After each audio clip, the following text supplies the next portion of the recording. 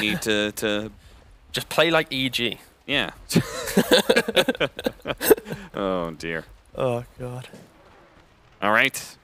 Game 2 of our 3-way best-of-1 tiebreaker. This one's between TSM, FTX, and Quincy Crew. Reminder that this game, if Quincy Crew loses it, means that TSM, FTX, and Evil Geniuses will both be going to the major. They will play out one more best-of-1 to determine who's first and who's second, but that will shut out Quincy Crew, which will be all the more bitter just because of the fact that they did qualify for the first major, and then that got canceled. Then they didn't do well at the regionals. Then they don't get to go to the second major. Like, they're just going to feel horrible about that, the twists of fate that occur. 30 seconds. But a little bit of a silver lining, if that does happen to this team, at least they're not a Div 1 team going to Div 2. It could have been a lot worse. They are on the top side of the situation, right? You know, they're on the edge of greatness. Sure. I mean, I guess. I'm trying to be positive. There's a big difference between NA and Europe. I mean, if Quincy Crew is being threatened at all in any way of going down to Division 2, they probably just straight up disband. I mean, maybe next year. NA is getting better, Cap. It is getting better, but it's still a 3-team region when it comes to who's going to the major. Quincy Crew, they do manage to get that extra bounty rune, so good start for them. We see some vision games, a very deep lane wards coming from the off lane of Quincy Crew. This is just a Weaver play here. Yeah, sniping some couriers, so we'll see what Milan does. Exactly, and you see he's done it a little bit further back as well, so just in case they do scout out for the behind the tower ward, they probably won't be able to find this one. There is a courier walking down the lane. Is he going to be instantly reacting to that, little old Milan? No, he's not. Maybe he thinks, Sentry's not worth reveal. Like if you're going to reveal, potentially, quote unquote, reveal that ward. Yeah. Right. It's got to be a big ticket. Like it's got to be like taking away all their regen. Like, oh, they've got double salves coming in. Like, let's go ahead and kick that out. I mean, there's a lot of 4 players where any courier kill is a good kill, right? Yeah, I mean, it's just gold. And stats at the end of the day. Ponlo opens up his easy camp. We'll see whether or not he's able to keep it open, though. You thought you had me, didn't you? They don't have any sentries. Actually, yeah, they don't actually have any other sentries on this off lane from TSM, so it will just be about body blocking it if required. Yeah. Meanwhile, see whether or not Moonmeander is able to push away. I mean, we need to see this lane for Quincy Crew. If they want to be able to even things out, they need to be able to push out this Underlord, right, with the Razor lane. I feel like Undying Razor, if you're not winning your lane, what's the point? And I feel like they're on a trajectory where they won't be winning the lane. I'm just seeing the resources that Ponlo has right now. He went for the Windlace, 1 salve of Mango, and you see the aggression coming out here. Oh, almost dies already. In fact, he will. He just barely gets burned out. Moonmeander goes for the TP back to base. He says, okay, we got first blood. Go ahead and drop some items, Saberlight, and I will ferry them back to the lane. And you are, with level 1 Link, unfortunately, you just can't really punish this Underlord enough. Yeah, that was my concern. I just feel like it just didn't have enough resources to be able to continue fighting. So after only 2 minutes of bullying, he needed to try and find that, you know, that sacrifice, suicide to the tower, and giving away first blood as a result of it. Yeah, that's got to feel pretty bad, particularly as in this 1v2, he's still not able to shove Saberlight out. Saberlight is level 2, has 2 levels of Atrophy Aura. It's also why he's able to kind of like man up against the Static Link. Once we get the higher levels of Static Link, maybe things will start changing around a little bit, but by that point it feels almost too late, right? Because then he just is going to Firestorm the wave and shove it out and call it a day. But also he can just Firestorm and stand in the spot, so if the Razor wants to get that Link off, he's going to take, you know, 3rd damage. He's getting a healthy Link here while Ponlo, with his Windlace, is looking to be able to chase down Moonmeander. So now he's getting a bit more punish. He's not going to go for the kill, but Shackles healing up Moonmeander just a little bit. I always forget about that. It looks like Saberlight is gone all the way to cut around the trees to get away from the Razor, and will cut the wave a little bit into the easy camp. Oh, and a Tombstone. All right, Ponlo. Yeah.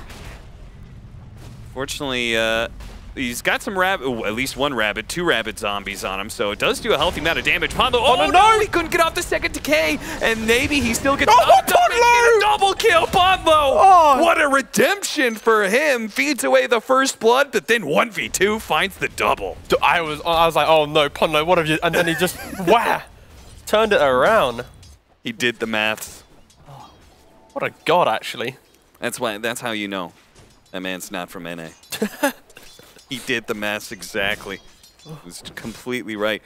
2-2. How's our mid lane matchup going? 22-4, 22-2. So the Ember Spirit's doing quite well. We'll watch that one again. Okay, now we see. Okay, so it's Firestorm. 5 stick charges. Yeah. Oh, Saberlight's walking away. Oh, he backed off. Yeah. Surely you just commit and accept the death. I mean, if you die after the Undying dies, like, okay, whatever. Sure, he gets some gold, but... It was a matter of pride at that point. He just didn't want to die to the Undying that he was running away from.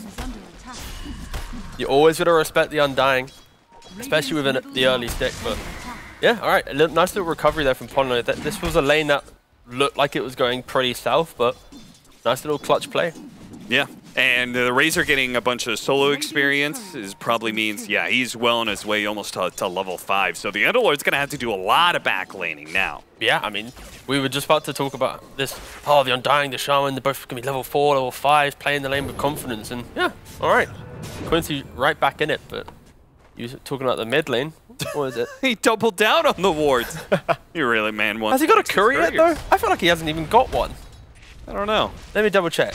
Ah, no, he did. He's killed Dubu's curry off, actually. No, he got one. Okay. And he did pick up an urn. Chasing away. The tombstone's out, and it will be actually denied by Pondo. So he makes sure not to give away that bounty, at least. Yep, key thing is he also moved in, got the wall on the top side of the rune as well.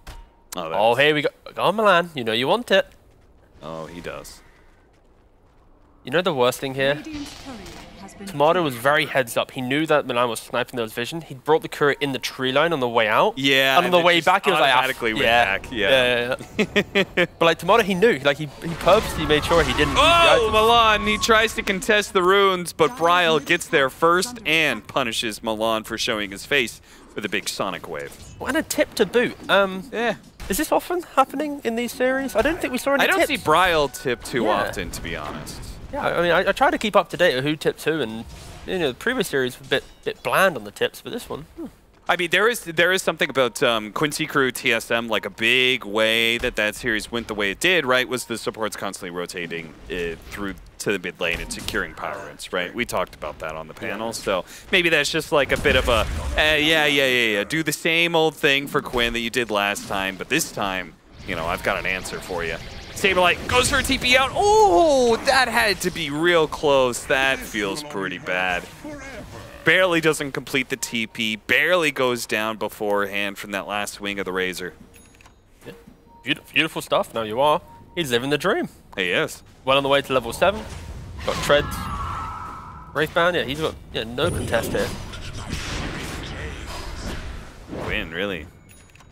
Forcing some sort of heavy reaction out of that Queen of Pain. I mean, I feel like this is like Ember Spirit 101. Once you get the levels, you want to be parking yourself behind the towers, poking and prodding with the sleight of fist, just being really annoying. If one hero wastes the TP, suddenly you're TPing to a side lane and killing that core off. So you have to respect that this aggression will be here.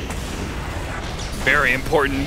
Securing these stacks if they can get it. Pondo maybe giving up his life for this one. 1-for-1 trade-off here. The Tombstone is still doing some damage to these creeps. But I'm not sure if they've got any way to finish them off. Maybe Quinn could come over and clear it. Milan might try and sneak in for the Sakuchi to clean up a couple of them. Yeah, Saberlight. Oh, Yuar actually. Yeah, Yuar comes in and Bryle. He blinks away. Quinn. Oh, barely hits him with that one. Just the slight and then the urn ticks to follow it up. And Moa turns it right back with the tip to Bryle. And now, some more urn charges. Going to threaten Moonmeander as well. Both sides have some heroes coming in. Supports on either side. Big stick charges keeps Milan alive here, but Moonmeander is going to be chased down by Quinn. The burn damage And he has no disables up until a second. He can get him underneath tower here. That's going to be a lot of damage. Saberlight actually following this one up, but do they have a Pit of Malice? They've got a Hex. That's good enough to get the kill. Quinn is overextended himself, and in the process, probably brought Ponlo down as well. He'll throw a tombstone on the high ground, but oh, Milan wants to go for the deny, but he doesn't have the reach to get there. So 2 kills going the way of TSM FTX there. I mean, just clutch from TSM. I think, you know, Moon Meander, the amount of control that he had there. Ember Spirit underneath the tower. No root on Underlord. He TP's in, and he's just relying on Shaman for the control. Yeah, Quincy, they're trying to be just very annoying, which is what we mentioned, right? In the draft, we wanted them to be annoying. Yeah. Were you excited over the bounty rune? I was excited that Moon Meander spotted such big stacks. Ah, okay, cool. That was big triple stack on either side there. No. So you know they're gonna fight over that because. And Quincy Crew scanned it out. They just scanned the stacks as well, and they assumed that they're being taken, but they're not. So we're gonna see a battle for the stacks. Oh my goodness, everyone's gonna be throwing so many spells in this area, and Saberlight's got one of the best, this Firestorm. They try and pull some creeps away from that area. Maybe they can make a fight of it, but no. So TSM FTX, I mean, that's just got to be a straight W for them. I don't know. We can't tell how many creeps really got split there, but even just taking half of the experience is well worth. Well, if we get the highlight, the replay, yeah, there we go. And then we slow-mo and check for the colors here. So 2 to purple, see yellow, 3 to purple, 2 to pop, yep. Yeah. Another one to Underlord. Oh, purple, yeah. 1 to yellow, Pugnet. Yeah. You know what? It feels like that was a lot of Radiant side there. I think only 1 went to Undying there. Oh, and this is the quick Roshan that you see with Shaman. But Quinn's perfectly in the air. We've been literally playing mid lane for the last 3 minutes, so it was a rather ambitious attempt. Yeah, seriously. I mean, they but he's still doing it. Thing. You can keep pulling him out of the Roshan pit and keep doing this damage. Yep. So it's going to die eventually. Just who's going to take it? Exactly. So it's all about the timing here and who controls the area. The Tombstone's going to be one of the best tools for that, but the Tombstone is being addressed. It quickly goes down. The Razor comes in from the side, but with the Queen of Pain, the monster bit of damage, that's going to be quite enough. Roshan almost going for the clap, but it looks like it's Quinn's going to get inside. They do manage to grab the Aegis away. And Balan, Kezu, they pop the arena together. Kezu and Quinn both very low, but Quinn does not want to let this Aegis die. He should be able to get out, and they're going to go for a quick refresh back to the Mountain, and then they're going to just go right back to mid, I think. And can they take this mid tower or something with that? Just a full reset. Yeah, that's good enough. Yeah, that is the value of Shadow Shaman. You go to the Roshan pit, you slap down your wards, as long as you just keep aggroing the Roshan back out of the pit so he's not slowly clubbing them down, you force Quincy Crew to think about it. And also, this early fights, there's a Nether Ward on the ground, there's the Firestorm you think about, the Serpent Wards, there's so many like ground things that Quincy Crew have to get through, and then on top of that, they have to try and find the damage to kill off these heroes that are also rather tanky. It did seem like both teams were making that a priority in the draft, right? Because it started with Pugna, with a ward, and then Quincy Crew got Mars and Undying, which is big, you know, like ground control area, and then Underlord Shadow Shaman. Like, I don't think you're going to be able to beat that much. Ponlo should get run down here.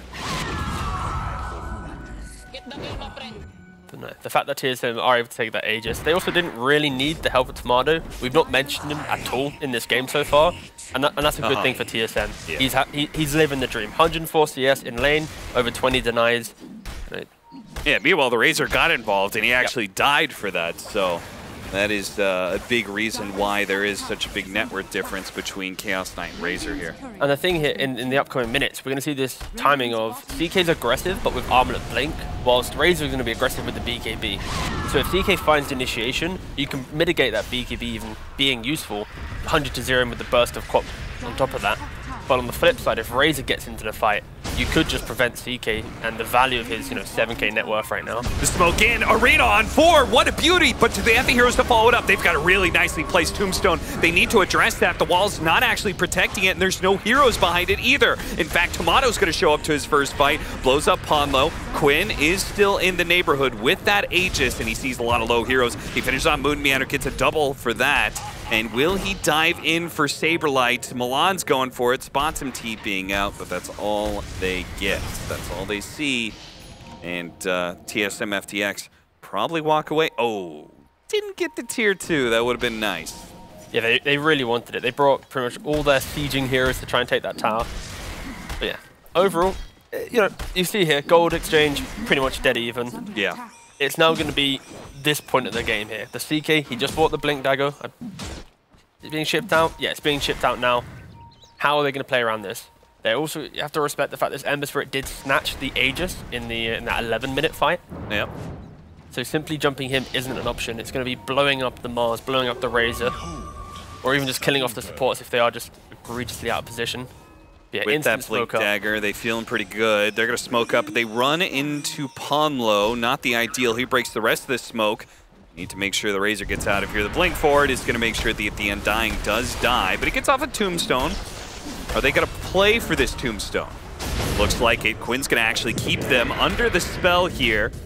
A few more zombies come out, but TSM FTX will retreat cleanly. Nice quick tank up there from Ponlo, just preventing them getting anything further. Also from Quinn, like he's been playing on pretty much no mana for the entirety of this Aegis so far. He's just been running around, constantly poking and prodding. But yeah, they're not using this Aegis to try and take the fight in any way. They're just securing their own game. Now that they see the Blink Dagger on the CK, it's more about just good positioning. Make sure that you have your entries to the jungle warded up, prevent any of these smokes, don't get caught by surprise, and then just make Tomato feel like he needs to farm another damage item before he looks for another aggressive play. And tier 2 is going to die. It was only a matter of time. But they can catch some heroes for it. Moonmeander drops the wards and accepts his fate. They're actually going to drop the Dark Rift here. They're going to bring more heroes. They throw out the spear. Not quite enough to finish off Moonmeander. The Aegis is going to go out here. So Ember Spirit will come back with a second life. Moonmeander ready to go with the instant Hex. They're going to catch Quinn. Can they kill him fast enough? Pull back in with 2 seconds stun. Just a chain of disables all around, and nobody from Quincy crew is able to get in there. Quinn just dies for free. Milan almost spotted and killed as well. He goes for the TP out. They don't have any vision left. Yeah, TSM just relentlessly moving from objective to objective, forcing the Roshan, making Quincy crew have to fight them. Going towards the tower, making them have to defend it. And in doing so, like you're seeing Quinn, he's the one, the biggest victim to this playstyle. Ember Spirit is pivotal in the early fights to poke and prod and to delay. And he's just nowhere near his BKB. He's about 1,000 gold away. Yeah, Quinn Reed trying to, you know, do a lot of work here for his team to enable the farm. But then these scenarios happen. You know, the Shaman, smiles from Dubu. Yeah. Dubu. Dubu feeling pretty good about this game. They're actually up 5k net worth at 16 minutes. It's not to say the Quincy crew, it's not possible for them to come back, but they wanted to be the ones leading and controlling this game. Ponlo's going to die again. Looks like Moonmeander is going to get caught here as he shackles for a while, but ultimately Quinn does find the kill. They gotta just kind of back away here. An important kill there from Quinn. Just mentioning his BKB, he's now 200 gold away. Oh yeah. So, you know, generated a lot of gold recently, and that BKB, Razor with BKB, him with BKB, that has to be a move. You need to take the fight to TSM at some point. You have to try and get the CK to jump on him with his Phantasm, only level 1, so it's going to be him and his one other illusion. This is, even though he's strong, it is still one of his weaker timings, because CK is disgustingly good. Scales beautifully into most games. Oh, nice, some smoke on smoke action, but TSM aren't aware that this BKB has come into play here. Yeah, the double BKBs are going to be a very big factor for this next fight. So Quincy crew, they want to be able to catch as many heroes as possible, and they actually find that Kezu has jumped and killed before anything goes off. Quinn gets right in the middle of everybody, though. Pops his BKB, the Underlord's Dark Rifting in. They do manage to blow up the Shadow Shaman and chase down some of these heroes. Tomato's going to be dying up next. They do manage to kill Milan on the side there. Bryle and Saberlight get the kill and get out. So a 3-for-3 exchange and a fight where we have fresh BKBs that's still feels pretty good for TSM FTX, I would imagine. You see the gold favoring Quincy crew, but I still don't think that was that terrible. It wasn't that terrible, but I think Quincy crew is still going to be very happy with the outcome of this fight. Their big team fight area control hero, Mars, got picked off instantly, but because of the double BKB timing, they were able to turn it around. You see Quinn now be able to tank up in the middle of the fight. Razor just running through the roots, brushing them off, doesn't care anymore. Tomato dropping instantly, because both Ember and Razor were on top of him. Milan thinking long and hard about how they keep winning these fights. And what is the win condition for both teams? Like, how does Quincy Crew, like, what is their ideal engagement? And what does TSM's look like? Well, it's actually kind of beautiful because TSM is about initiation and surprise because of the CK, because of the co-op. But they love playing drawn-out fights because of the tankiness of Pugner and what an Underdog provide. And on Quincy Crew, they just want to react.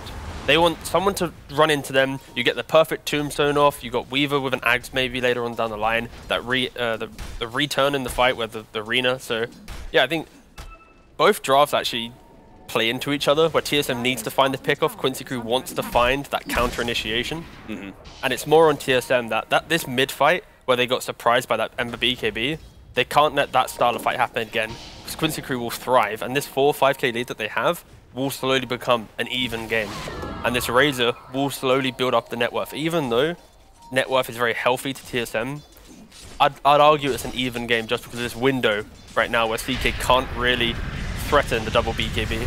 They're going to force out the BKB here, and they're going to go for the kill on the Underlord. Dark Rift going out. Any stuns? No stuns? Where was the spear?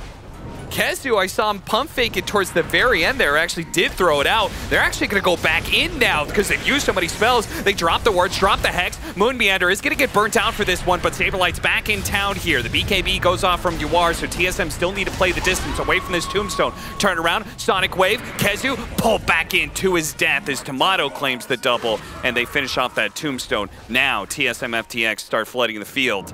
It did cost them a buyback on Moon Meander to be able to win this, but what a win it was. Now they get the Weaver as icing on top of a delicious triple kill steak. And that's not the fight I expected Quincy Crew to try and take. I understand that the Underdog was a bit out of position, but the fact that they don't have the stun after the fact to prevent that TP out just allowed TSM to slowly turn it around. And you know, CK, he saw all the spells be used. He then found his initiation when possible. I think Ember's BKB, is that on cooldown?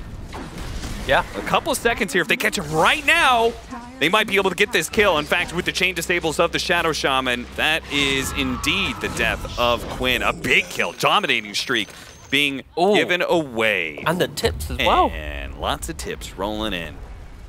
That one hurts because his BKB came up as he was shackled, so he's like, I could, no. Then he dies. TSM, they're just playing like really annoying Dota, which is very good though. Like the way in which they're non-stop throwing down their spells at these towers, making Quincy Crew react. They're building up a lead just through just aggressively posturing. Sure, they die a couple of times, but the overall game plan for Quincy is never getting the ball rolling. They never have found this perfect fight where it's the tombstone into arena, Razor linking the CK, because TSM, there's so much stuff being thrown into these engagements. Watch that fight again. This is the one where we didn't get a stun. Saberlight. Oh, the Orchid was silent. Yeah, Kezu. And then it's too late. By the time he realizes he's the one to stun. All right. He's got one of those like a chin strap webcam, so he's actually got that perfectly during the entire game. Or he's playing one-handed. He's just holding the camera the entire time. Might explain some plays. Quappa's going to blink up to the high ground here, get some vision. Actually, maybe spots a fast kill onto the Undying. Freebie. And it's so important because now, oh no. Milan dies as well, TSM FTX. Let's see if Roshan's up. Oh, it is! Fantastic! All right, boys. It's 5-on-3. Let's do Roshan with our Shadow Shaman wards. Well, such an even game has now fully gone to TSM. The CK doesn't care anymore. I think he's about to disassemble Echo to get BKB. Yeah. He can pick off any hero that he sees pretty much if he gets the stun and jump. Yeah. They're living the dream now. They've overcome the one window in the game, or at least the mid-game timing that Quincy Crew could have played for. They've survived it. They've outplayed them. Now got this Aegis. We say lowest hero in the game on damage was the Mars, and something we didn't talk about was, well, Quincy Crew were doing well in top and mid lane. They were doing pretty well in those. Bottom was the worst lane by far for anybody. Kezu was way down in net worth, and he has not managed to recover since. A blink dagger onto Quinn catches him out, stuns just long enough to be able to get a massive kill. CK is a fair and balanced hero. Yeah. This is the beauty of Dota, right? BKB, best hero at allowing yourself to survive team fights. But if you're getting initiated on and you don't press it, it's useless. You're dead. Yeah. And CK is one of the heroes that abuses that type of play where you need a BKB to survive from his initiation. But if you just don't get it off, then yeah. Tomato, very quick on the fingers and punishing Quinn. BKB for Saberlight. His Underlord has been super disruptive this game. The fact that he managed to, you know, do all right for himself against a Razor lane, and now is super farm. Milan's got to be careful. He's been trying to cut some waves, find farm where he can. Yeah, I like the way that Saberlight's played this game because he's identified that if he's annoying enough and in the front lines, spear back immediately. The Dark Ribs is coming in. Yuar's got to get out of here. He's going to try and get out, but unfortunately for Kezu, he is still struggling to get his BKB. In fact, they might still get this kill. Brown's going to pop his BKB for it. Yuar gets a little bit of help there from Ponlo. A little buff heal, just enough that Brown has to give up on that kill, though. Quinn gets caught again. This Blink Dagger Chaos Knight is relentless. Silence into the Orchid Silence as well. Milan, pickoff after pickoff. Quincy crew is falling apart here, T-Governor. Yeah, I don't see what they can do to get back into this game now. How do you kill this CK who's just running through with an Aegis? Maybe after Aegis is a play here, but the speed in which TSM has just moved across the map and the way in which they got tanky so quickly. BKB on Saberlight running in. If he tanks up an arena, they're done for. Like Quincy crew, they rely on pretty much arena spear and hope to kill that one hero. But it's so difficult. It is so difficult. Serpent Wards, are they going to be giving up lanes here? I mean, they don't want to blow any buybacks. Well, mid lane's gone. Mid lane's gone. Like if you take the fight here, you kill a hero, these Serpent Wards take it anyway. So yeah. This has been a beautiful showing of Shadow Shaman and what you can do with the hero.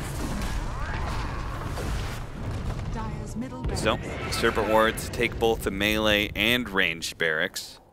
A shard next for the Underlord, so he can just, with his BKB, walk in with a Firestorm on himself. So good. I like when heroes that are traditionally aura buyers, they didn't just become BKB buyers instead. So rather than helping the team, they become a unit in themselves. It's like, don't worry guys, I'll just tank everything up. Yeah, the MR factor. 1000% the MR factor. Yeah, becoming more of a damage dealer and less of a utility hero. But in doing so, you soak up so many of the key spells that your Quap gets to blink in without threat, your CK gets to blow someone up without threat. Yeah. Smoke up underneath the vision of Quincy crew. Blink forward, but doesn't actually catch anything. Quinn does get out the BKB this time around. He goes for the back line. He sees all these squishy heroes. They're all inside the arena. A good start for Quincy crew, but a Sonic Wave beautifully laid out with Saberlight and Tomato on the other side of the arena, quickly pouncing. Saberlight does get burned out, though. Quinn, he's going to have our time living here, and he's just too slowed down, not able to jump to a Remnant. Milan and Yuar battling it out. Ponlo's going to buy back, trying to help out the Razor, trying to keep him alive. A little bit of heals. Is it enough? It's not. Tomato gets that kill. Bryle also manages to pick up the kill on Milan, and now Ponlo's going to be run down inside of the base. Triple for Tomato, TSM, FTX. And look like they are just going to clean house against Quincy crew here. Yeah, because they tried to go for like a Hail Mary smoke wrap around, but in doing so, they cut in. Tomato just blinked past them. And even with the CK not using ultimate, he has the shard now. He didn't have it for the last 20, the last like 12 minutes of the game, but he picks it up, and any hero that he stuns, he's going to still be able to 100-0 them pretty much. I mean, surely they got to stop Tomato here, right? He's got 15 seconds left on the Aegis. He's going to turn off the armlet, so he does die. Yeah. Can they get a stun on him immediately? No, gets off the BKB first and actually turns around and goes for the kill onto Kezu. And if he wants, he could probably try and TP out, but he's actually got Dubu joining him. The Dark Rift is coming in from the inside of the base, so he's going to be completely fine. Quinn pops the BKB for the Hex to come out from Moon Meander, but he gets the Hex in turn onto Milan. Slips into the trees, but cannot get far enough away. No way to outrun Tomato, who pulls in hero after hero into the Illusion Death. 25,000 net worth lead, 2 lanes of barracks up, and TSM FTX, they are looking to be able to secure both their spot to the major and Evil Geniuses.